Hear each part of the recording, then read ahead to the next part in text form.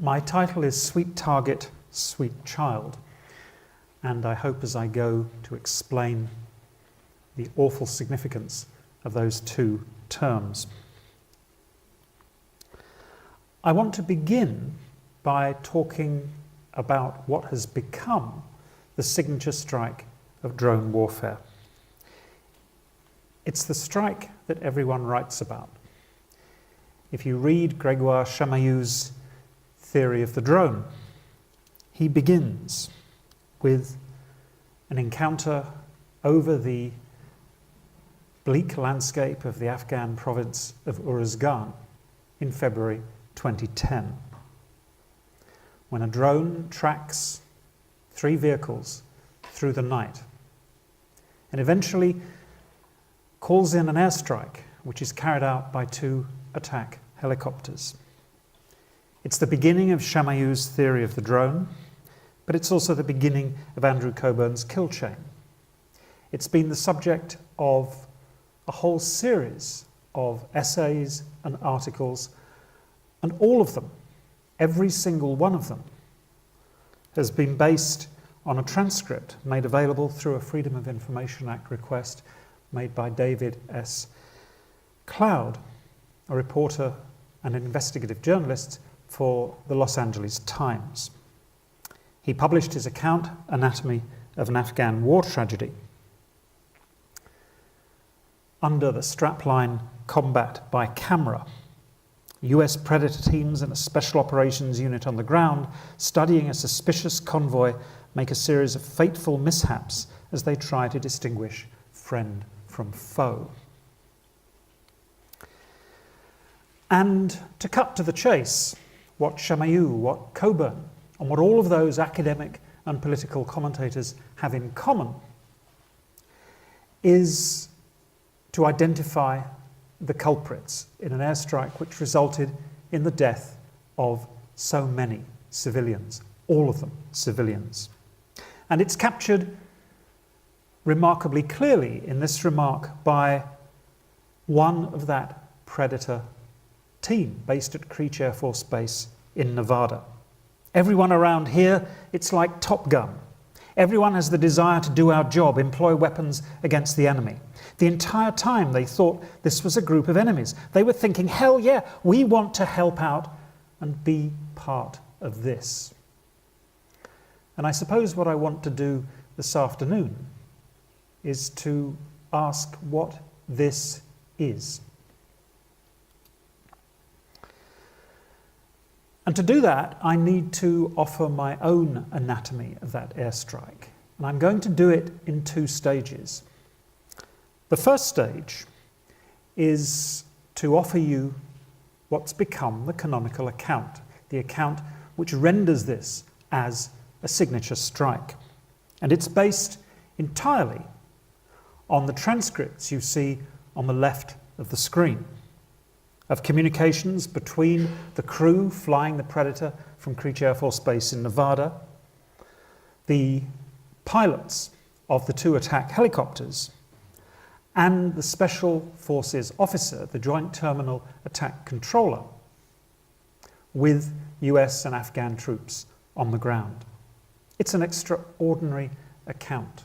It's gripping, it's compelling, it's horrifying, it's disturbing, it's stomach-churning. But the fact of the matter is that that transcript is embedded in a much larger series of texts. Now, these were all compiled after the event during an investigation carried out by the US Army. Now, I've worked my way through many similar investigations, and I have to say that this investigation sets the bar high. It consists of 2,000 pages or more, some of them redacted, but taken together, I want to suggest that they present a different, more complicated account of what this is.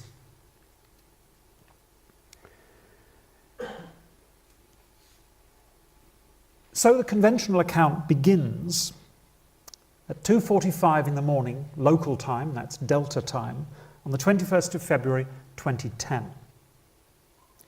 when a US Special Forces detachment of 12 troops, supported by 30 Afghan National Police and 20 Afghan National Army soldiers, was flown in on 3 Chinook helicopters to 2 locations near the village of Khod in Uruzgan province.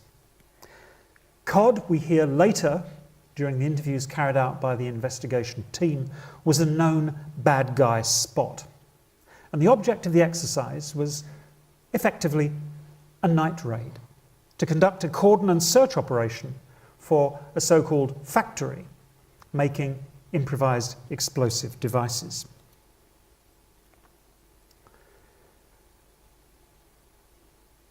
When the team left the helicopters, they immediately turned on their radios and began searching the airwaves for local chatter between insurgents.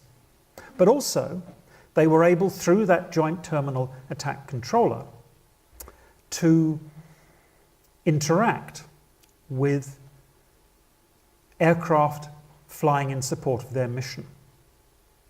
The first aircraft was an AC-130 gunship, which you see on the screen there. Its flight commander reported seeing 3 distinct headlights to the north, and they started to move. So he called back to his crew, because the AC-130 has an extensive sensor suite on board. He wanted to know what those headlights were, and very soon after decided to follow those headlights. Now the difficulty was that the AC-130 was running low on fuel. Although it had an extensive suite of sensors, which I'll show you in just a moment, their resolution level was much weaker than that of another aircraft in the sky, a Predator which had taken off from Kandahar Air Force Base in Afghanistan, but which was being controlled by a flight crew at Creech Air Force Base in Nevada. Both aircraft were in direct communication with the Special Forces on the ground and their commander, a young captain, through a joint terminal attack controller. Now this person would normally have been equipped with a laptop not dissimilar to this one here. And that laptop should have enabled him to receive all of the video feeds being transmitted, crucially, by that Predator. But those ruggedized laptops, they're called rovers, were notoriously liable to breaking down. They were always in for repair, and when that Special Forces team hit the ground, they had no rover laptop. So everything depended on verbal communication. They had no access to the video feeds. They had no access to the internet relay chat through which military detachments routinely communicated one with another. And so those 2 aircraft in the sky, the AC-130 gunship and the Predator, started to talk to one another. From there it was a pretty steady flow of communications from us and the JTAC, letting them know what we'd seen. We talked to Predator, we were trying to get them in the loop. They were helping us keep track of the objective and the vehicles. This is a scene from the sensor suite inside the AC-130. But their problem, as I say, was that their sensors, impressive though they look in ghostly green flickering twilight, simply didn't have the resolution level that enabled them to provide enough detail, to provide the positive identification which would justify an airstrike, the positive identification of insurgents, of weapons, of a threat to the troops on the ground. Now this is a detailed transcript, but what's important about it is the way in which, as the communications bounce backwards and forwards, as multiple technical systems are engaged by those 2 aircraft, you'll see that contact between them is as unreliable as that rover laptop. Broken, unreadable. Constantly they talk about communications failing and breaking down. It's garbled. Each crew from time to time falls out of internet relay chat with the other. It's not just a verbal stream, you see. There's a lot going on multiple screens. But still, the AC-130 commander is confident, he says, that with the Predator, codename Kurt 97, tracking individuals as they move through the night, we can keep the chain of custody. And the whole language of this strike is saturated from time to time in the language of the law, culminating in what they call the prosecution of the airstrike. The object, though, in these early days was to provide enough clarity, enough detail on what was happening to justify an airstrike. The crew on the AC-130 are quite clear that they can't do that because our sensors don't have the fidelity. Let me shift to the ground briefly. These 3 cars are moving down a dusty mountain road. At one point, says one of the people inside one of those cars, there's a rest area on the way where we stopped to pray. We got out of our cars, men and women. After our prayer, we left. That's when we heard the sound of a plane, but we couldn't see it. Now that turns out to be an immensely consequential passage for all sorts of reasons. It's immensely consequential in the first place because, of course, nobody in the air, or for that matter, the special forces kilometres away, could hear that conversation. In all sorts of ways, the sensors, the video feeds, were relaying silent movies, and the soundtrack was being provided by the aircrew and by a series of military observers, not by those in the vehicles. Secondly, they stopped to pray. Well, so they did. And as soon as the crew of the Predator see that, they're convinced that this is the Taliban. They're praying. Praying, I mean, seriously, that's what they do. They're going to do something nefarious. They heard the sound of an aircraft, remember? Well, so they did. Because to the horror of the Special Forces commander on the ground, believing that what's coming towards him is a group of Taliban in 3 so-called technical trucks, suddenly fighter aircraft appear overhead. I have fast movers over my station, he says. My desire is to have rotary wing aircraft. That's what you or I would call helicopters. And so the Joint Terminal Attack Controller explains to the other aircraft that we had to send Dude 01, those are the conventional fixed-wing strike aircraft, to the south. Engine noise was burning the target. In other words, that's the sound that the people, as they got in and out of those trucks, heard. Not the drone, not the AC-130, but those jet aircraft. And precisely because they heard that jet aircraft, they were alarmed.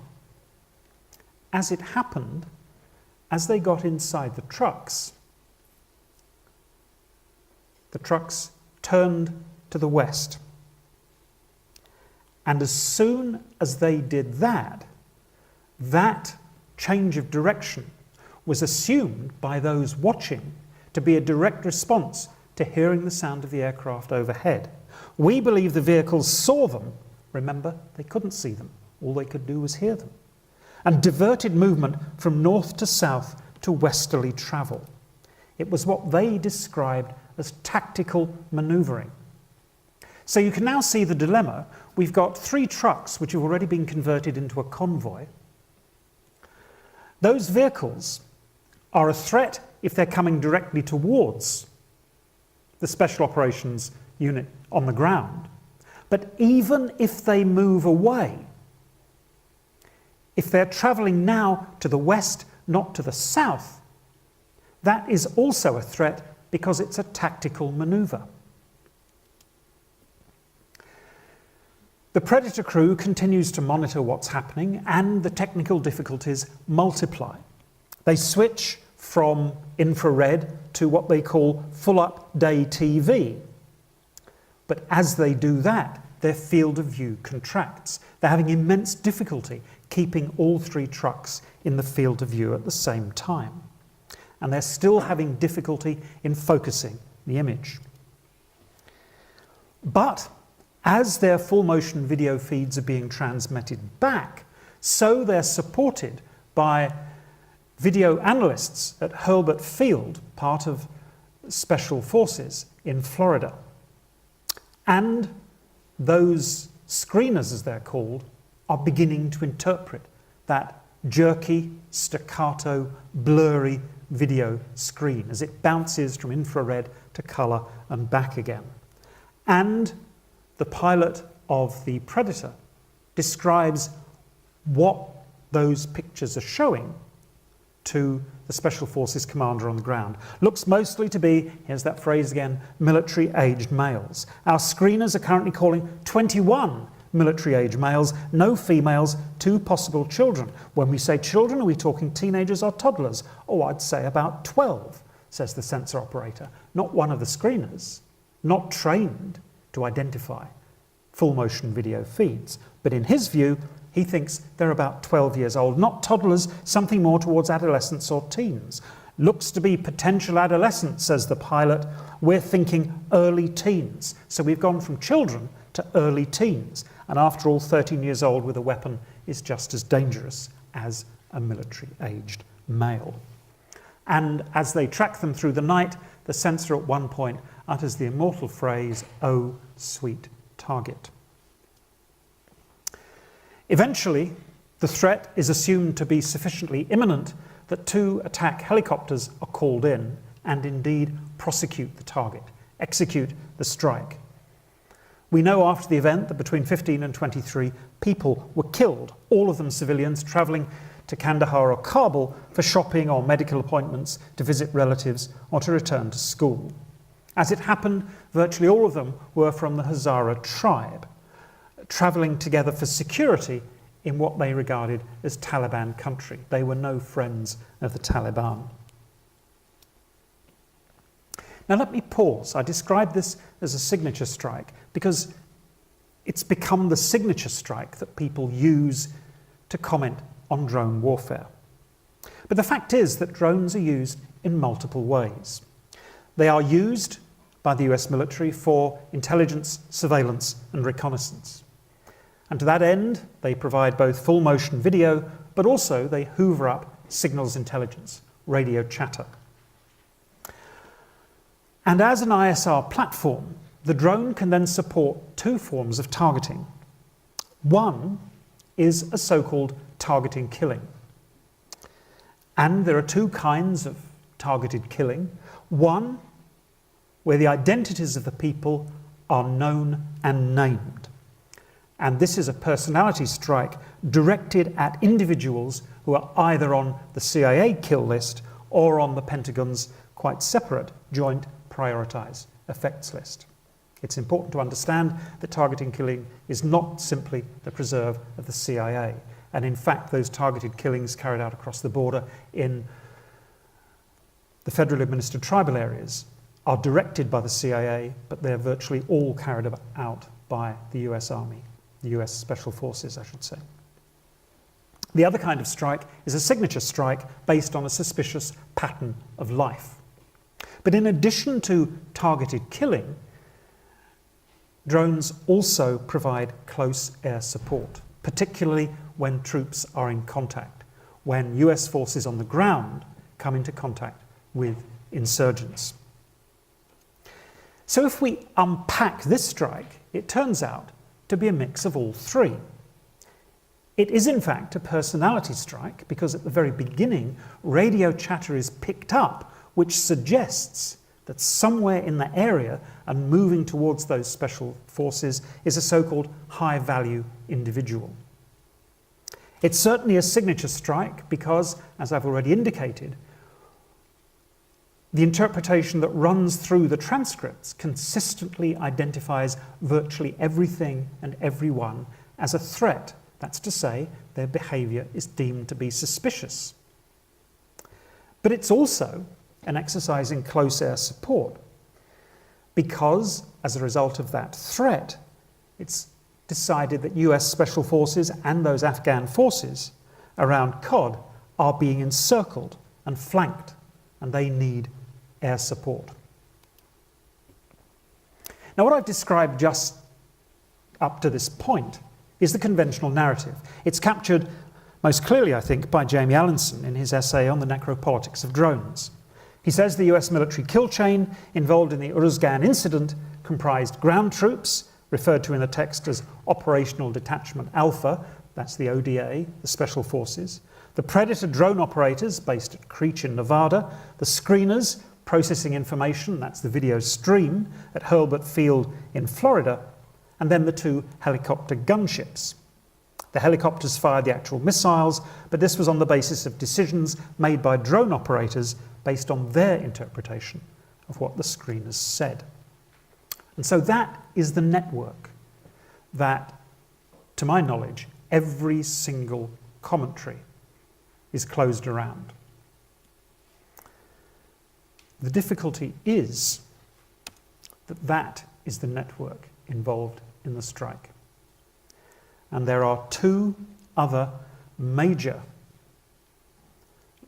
locations. Special Operations Task Force 12, made up of forces from the Special Forces Group in Kandahar, and above them, the Combined Joint Special Operations Task Force in Bagram. And when we add them into the mix, the narrative starts to become complicated. As we move out from Cod and the attack site above that, out towards what's happening at Kandahar Airfield and Bagram Airfield. At Kandahar in the south, everything that I've just described to you was being monitored by Special Operations Task Force South through somebody known as the Night Battle Captain. He was young, inexperienced, he had had little training. Here's the transcript, the record of his actions through the night. And he explained to the investigating team that I just monitored and saw what happened.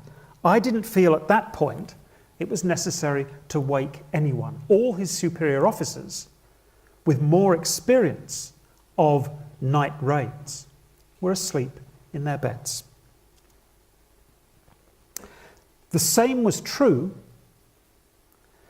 at Bagram. There, the night chief in the Joint Operations Centre simply monitored what was happening on his screens. He didn't intervene either. When asked a direct question, what were you doing? He says, we were plotting, sir. And he means plotting the progress of this so-called convoy on the map, on the screen. And here is its trajectory as it swings, as you can see, towards the Special Operations Task Force, but then tactical manoeuvring swings away to the west and eventually the engagement in red. The night battle captain continues to monitor through the night. And as one of the investigating officers notes, when you look at his duty log, there's a 2-hour break in which no action of any kind is recorded. Then, at 3:14, which is to say, complicatedly, that's 3:14 Zulu time, that's Greenwich Mean Time, Standard Time, that's 7:14 local time, there's a shift change. The night battle captain at Kandahar is replaced by a much more experienced day battle captain who, reviewing the screens, reviewing the logs, is not convinced that those 3 trucks are a convoy. He's not convinced that they're not civilians, and he's certainly not convinced that they're a threat. And so he sends a runner asking for the military lawyer, the Judge Advocate General, to come and advise him on the strike. And here he arrives, Captain Brad Cowan, who was called in at 7:30 local time. He was concentrating, he says, on watching the Predator feed. That's the full motion video. He had a copy of the rules of engagement and McChrystal's tactical directive insisting that civilian casualties be avoided at all costs with me, and I was making notes on them. I don't know, he says, what the pilots who carried out the attack saw, but I could see what the predator was seeing, and I didn't see anything in that video feed that would indicate a hostile act or hostile intention. Preeminent in my mind was the tactical directive to reduce civilian casualties. And so he consulted with the day battle captain, and between them and the others in the Joint Operations Centre, they agreed to carry out what's called an aerial vehicle interdiction. That's to say, to bring in 2 helicopters to force those trucks to stop, and hopefully without a shot being fired, determine what their objectives were. At that moment, or soon after, the phone rings, and it's Colonel Gus Benton, there he is, the commander of Combined Joint Special Operations Task Force at Bagram. He wants to know why those trucks haven't been taken out. I don't want to wait until they're on top of our guys, he says. Let's not wait until those forces get on top of our guys to take it out. He's angry, he's steamed. And as he gets angry, as he gets steamed, already on the way are those attack helicopters. Here they are, call sign Bam Bam, en route to that location. The Predator explains to his crew that the Hellos are going to take out as much as they can, and when they Winchester, which is to say fire, we can play clean-up. Now Benton is asked to explain why he was so gung-ho, because after all, at this point, those 3 trucks are moving not towards his men, but away from them. Well, he says, there's no way for me, Predator feed, vehicle moving on the road, to make that discernment. Whether we're talking south or north, I get a quick look at the feed. I don't recall looking at the map. I looked up, seeing the vehicles moving towards the objective. So one of the investigating officers says sweetly, well, when you're looking at the Pred feed, it's that narrow view from a soda straw. We get that. But you can tell what direction it's moving in by that little icon on the bottom of the screen. Oh, says Benton, I missed that. Here's why we were asking, says the same officer. If you look at that little icon on the screen, they continue off to the southwest. So we were a little surprised when you mentioned vehicles moving towards COD. Now look at Benton's syntax breakdown. Oh, I'll take a hit on that. There's a phrase for you. I should have, hey, let's open that thing up. Let me see the target and the objective, where the vehicle's going and so forth. But I didn't. It's as broken as the radio chatter between the 2 aircraft in the sky. So Benton is gung-ho for the attack to take place, and the attack helicopters are already en route. But down in Kandahar, they've agreed on a completely different course of action. And in fact, the phone rings again, and now it's Task Force South, saying, look, we've been observing what's happening. We've been watching it. We want to send our aerial vehicle interdiction element, our helicopters, to force those trucks to stop. And so the fires officer down in Kandahar gets on the phone with their fires officer to coordinate the aerial vehicle interdiction. They called up and said, this is their game set. They saw the situation just as we did. Meanwhile, of course, there are 2 other helicopters in the sky. And that's a team which has already been instructed on this as a landscape of imminent threat. This is their mission brief map, which identifies all the locations of insurgent activity, insurgent ambush, IED factories, and on and on and on. And so they already have the background knowledge which suggests that this is a dangerous, menacing situation. But in the most immediate terms, the pilots explain that the main source of all the identification they got was from listening to the Predator crew. They couldn't pick up their feed either. And as it turns out, even though they too have screens, you see, late modern war is all about screens. It's not just Predators and Reapers. The AC-130, batteries of screens. These helicopter gunships have screens too. But, says the second pilot, it's hard to make out women in our videos because it's all green and black. This is the view from one of their mast-mounted sites. But of course, by this stage, dawn is breaking. So you may think, well, surely these helicopter pilots can actually see what's going on. This is what you see from an OH-58.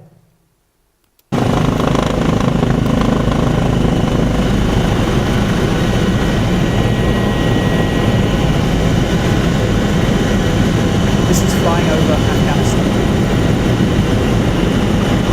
This is a helicopter identical to which carried out the attack.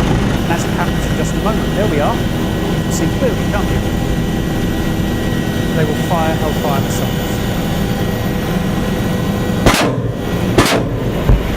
You obviously saw what they were firing. Now the pilots explain that normally they would go down low and slow so that they can identify the target more clearly.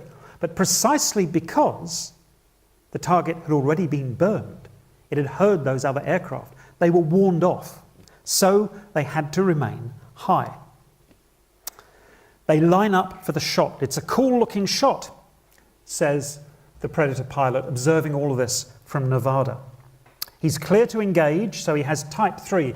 That means a Type 3 clearance means that the Joint Terminal Attack Controller can see neither the target nor the aircraft which will carry out the attack. That's perfectly proper as long as somebody can have eyes on both. And in this case, of course, that's the Predator crew. Remember, kill chain. Kill chain is typed into the internet relay chat to clear it of all unnecessary conversation because the attack is imminent. There are only two things that ever get briefed in the shot brief: kill chain, and they laugh. Engaging, good hit, we're turning out right, says one of the helicopter pilots, good hit. And there's a redacted video feed of the strike itself.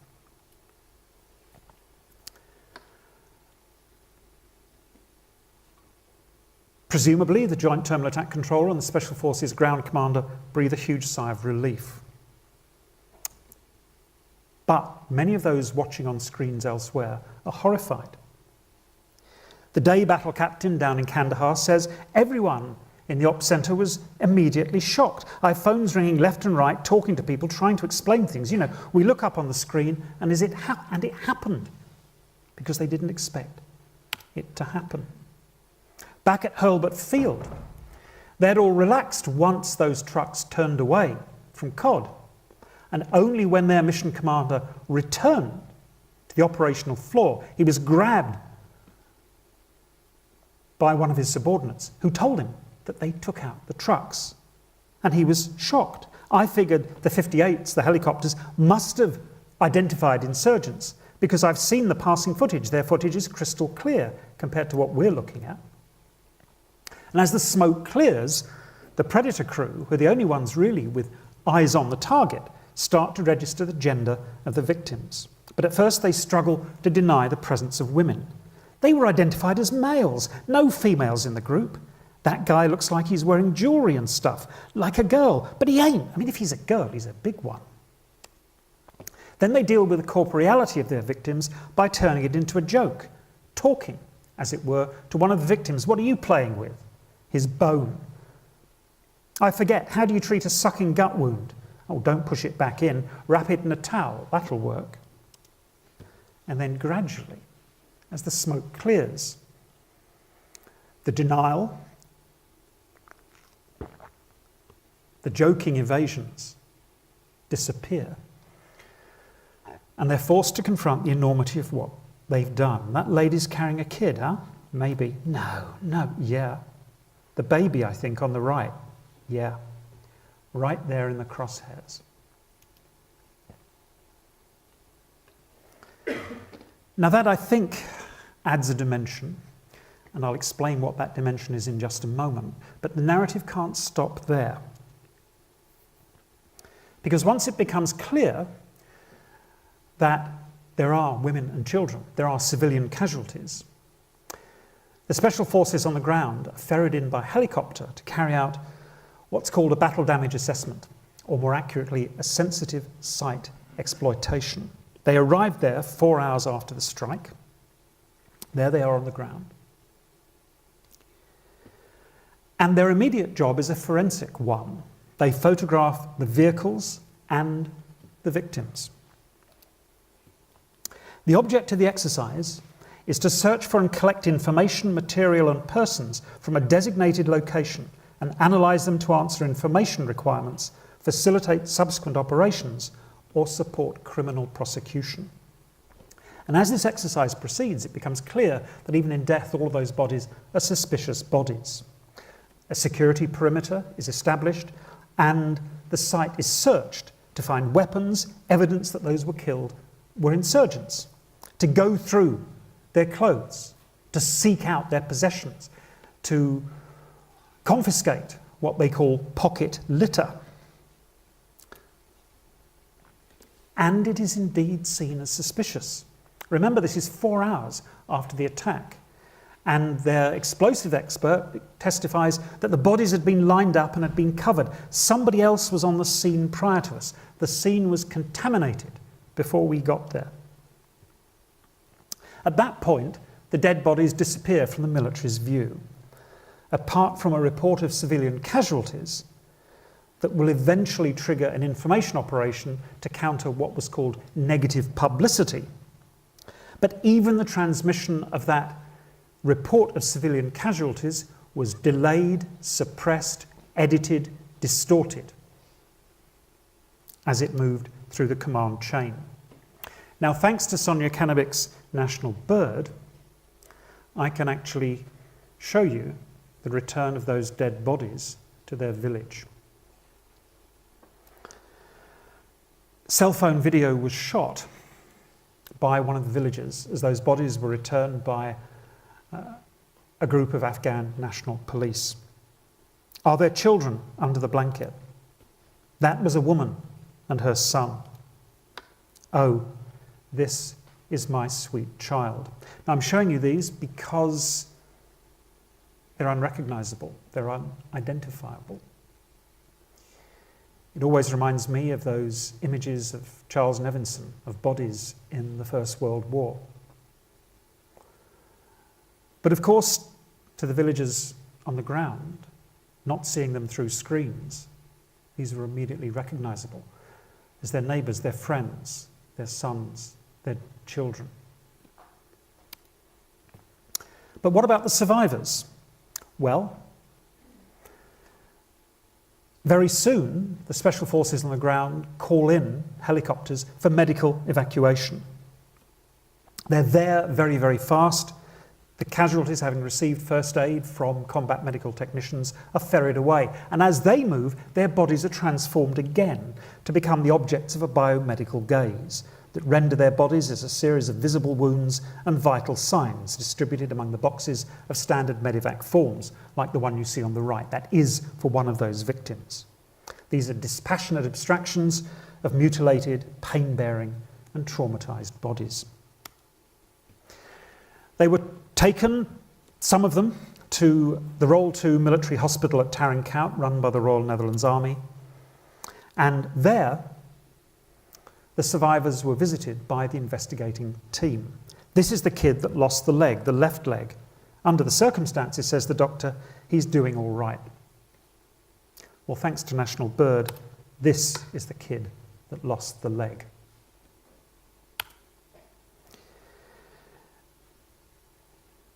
And there's no hiding in the discussion between Major McHale, who has a young son almost exactly the same age as this young lad, Sohrab, of the nightmare journey that's in store for that young boy.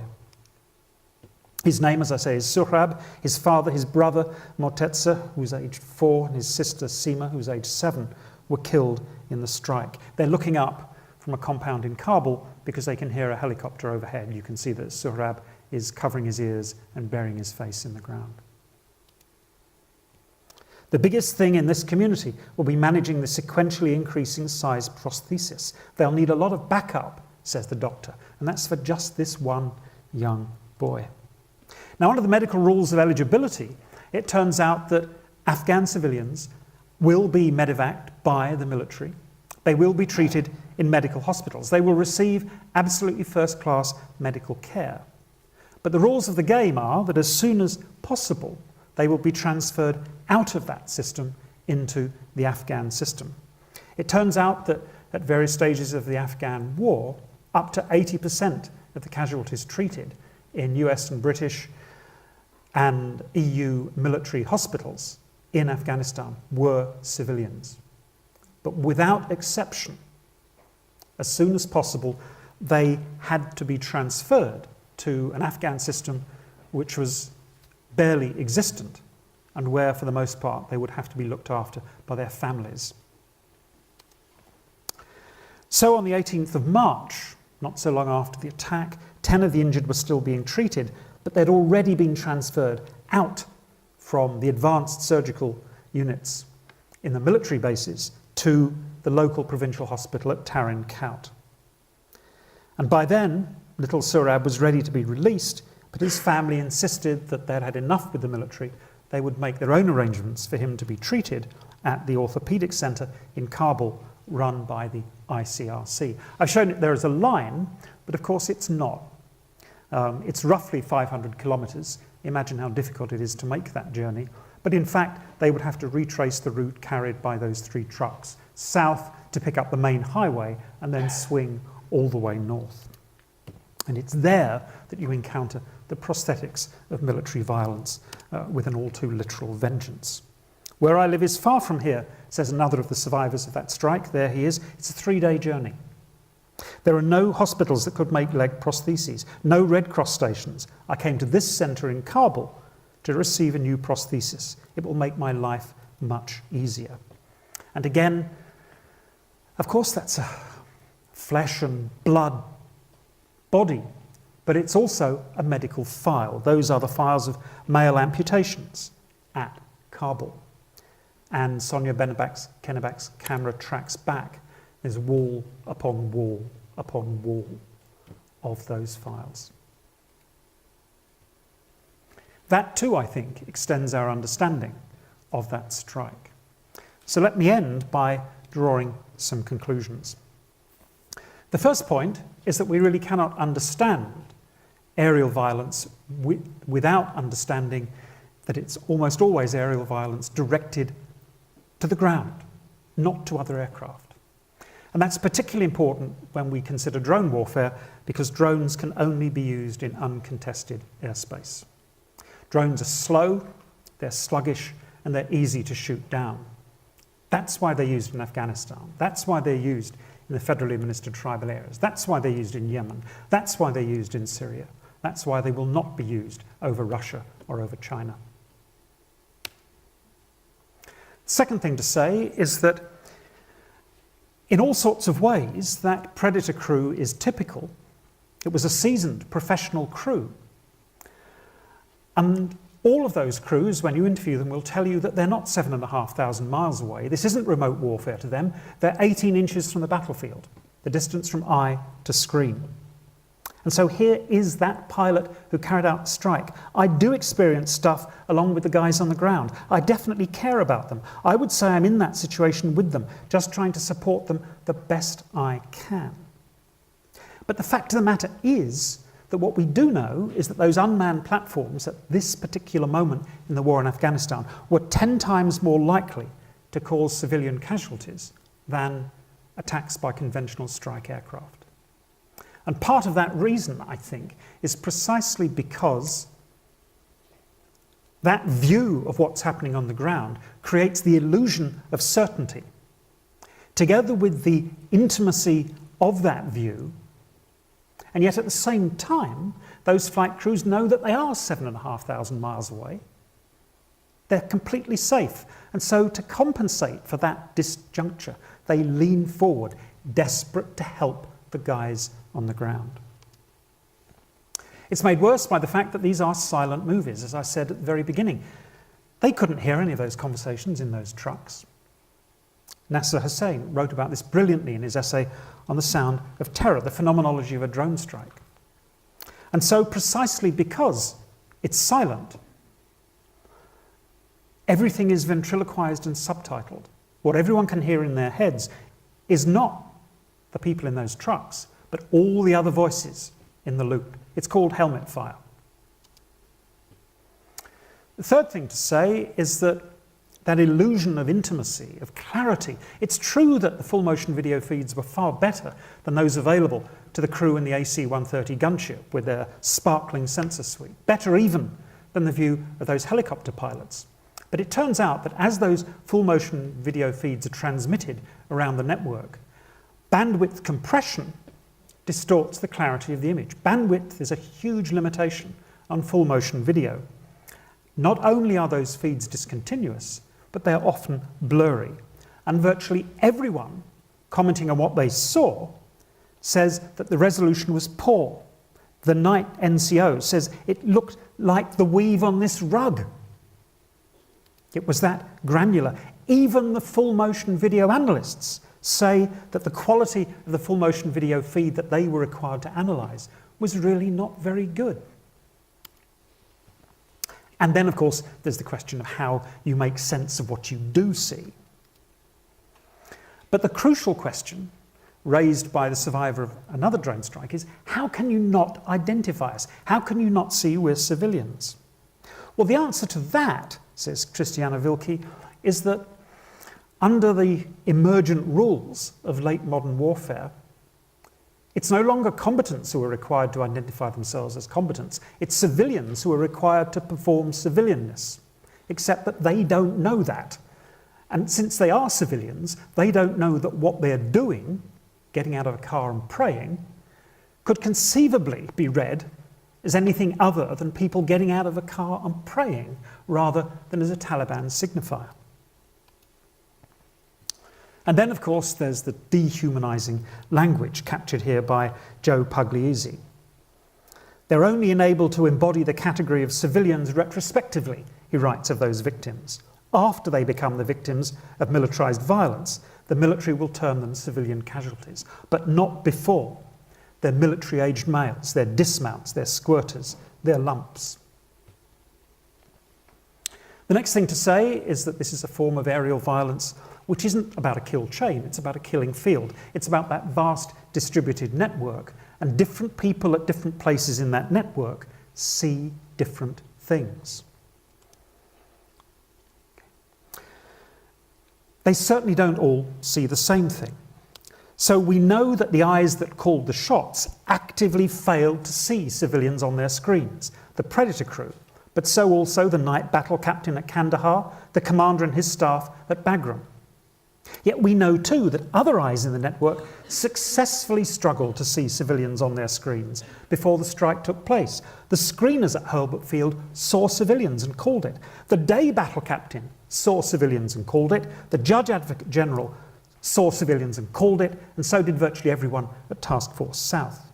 And yet, after civilian casualties had been confirmed by special forces on the ground, other senior officers continued belligerently, defiantly, and as I say there, even corruptly, to deny their presence and to delay, edit, or even suppress reports of civilian casualties.